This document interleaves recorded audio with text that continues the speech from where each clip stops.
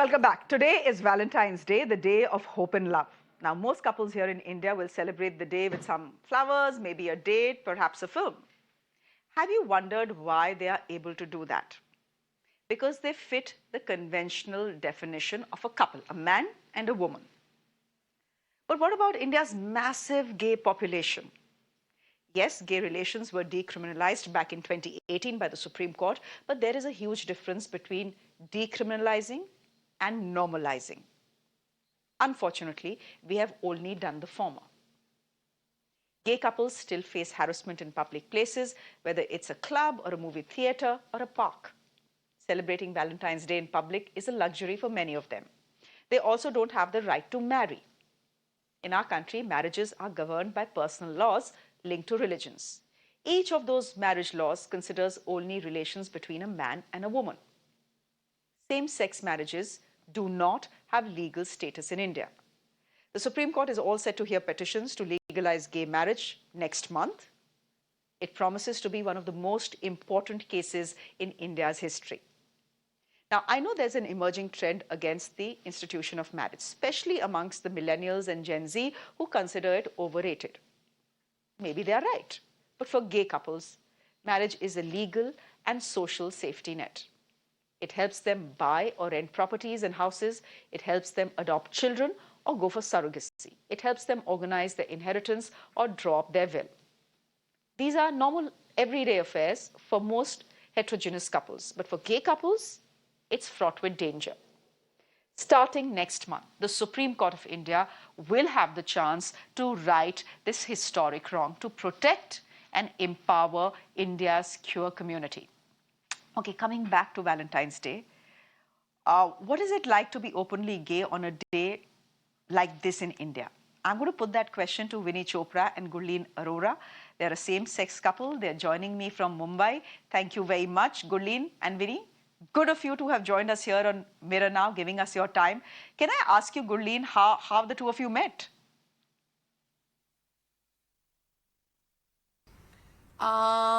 We met on Tinder 3 years and a month and a half, 2 months ago.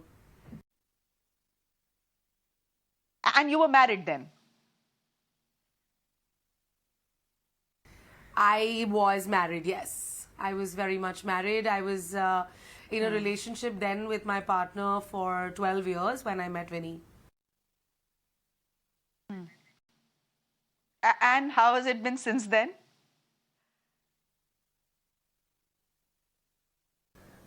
There's been lots of ups and downs, mostly ups, which is good.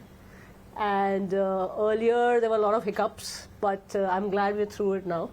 It's what Winnie likes to call tumultuous is what it used to be in the beginning. Yeah.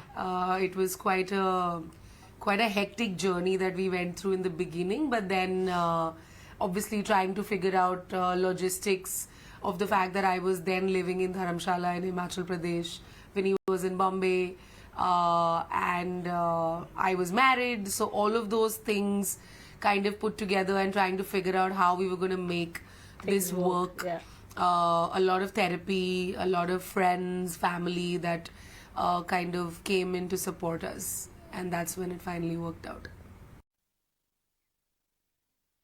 Most couples who are not married, even if they're straight couples, find it hard in Bombay or in any other city in India actually to say, something as simple as renting a house. There's a problem with that as well.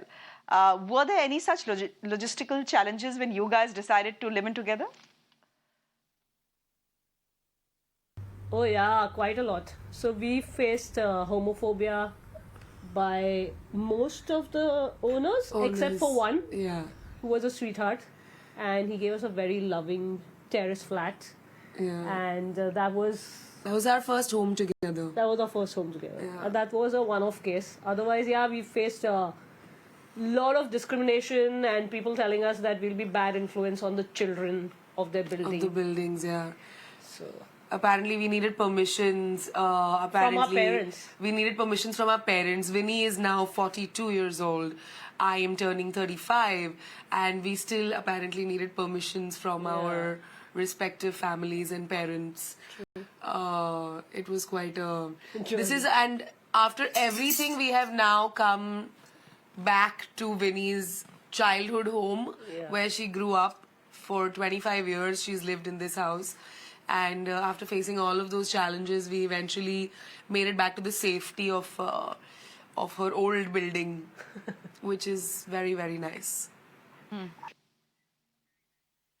Do you think being married will give you a stronger security net? I, of course, ask you this question because the Supreme Court is taking the matter up next month.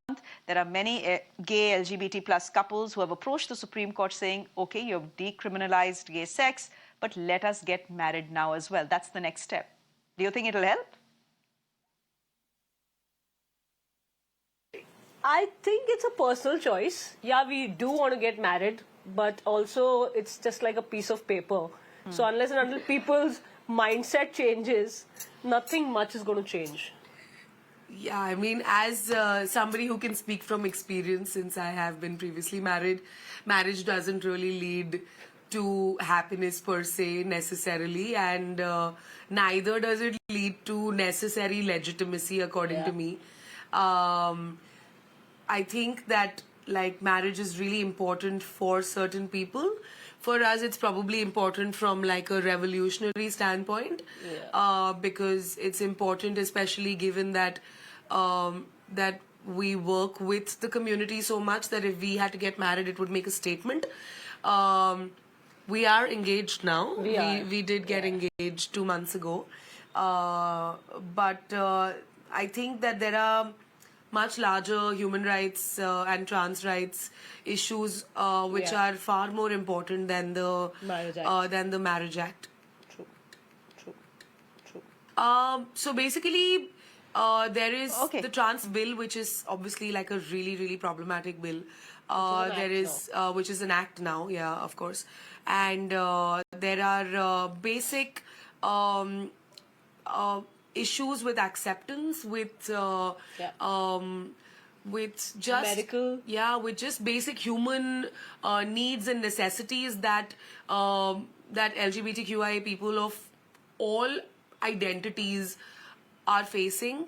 We are only used to the idea now of like lesbian and gay, which is like two men and two women who are cisgendered being in relationships with each other. Also, media is starting to talk about it now. There's films around it and things like that. But there are so many other identities, trans identities, which have no legitimacy and no visibility. There are non-binary identities, there are intersex identities, there are asexual identities, and I think that the struggle is for a larger community rather than it just being about marriage equality, which is also an important thing. We completely understand that for a lot of people, especially in rural spaces, this is also something which is very important. We do understand that. But you know, it's Valentine's Day, and I don't want to be corny, so let's just get Valentine's Day out of the equation. It's a bit of a sham in any case. I'm just assuming a lot of people are watching the broadcast right now. There are parents whose children have probably come out, and there are parents whose children have not come out. They know, but the children have not come out to them yet. Anything you want to say to them today?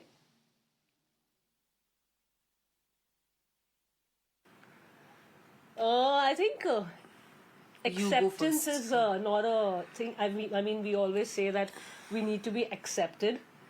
I think we just need to be loved like any other family member and taken care of and being treated as any of your other kids, which is very, very important. I think a little bit more love because we don't get it as much. And Valentine's is a sham, I'm sorry. I'm glad you say it. Yeah, I mean, we've chosen to spend our Valentine's Day working. Yeah. We've just done lots of meetings, and we do not we spent most of it traveling. Yeah. We took the Bombay Metro for the first time today, the new one. And for us, Valentine's is about visibility also. I think so. The more we make ourselves visible, the better it is. So thank you for having us on this little interview of yours. It definitely means a lot. Families need to just look at us as everybody else. Yeah. Give us, even if you can't give us love, it's okay to just let us be. Yeah. Yeah. You know, we're like everybody. We're like everybody else. We're not like everybody else. We have incredible lives. We're not like everybody So else. many. We're far better. We're far better. Apparently, far superior. But no, we're working individuals. We're walking, talking, living, breathing, loving, caring, fighting people just like all of you are. And yeah, I guess that's what inclusivity and intersectionality is. It's true. All right. Thank you so much for joining us this evening. It was absolutely lovely chatting with you guys. Thank you very much for your time here on Mirror Now, and all the very best.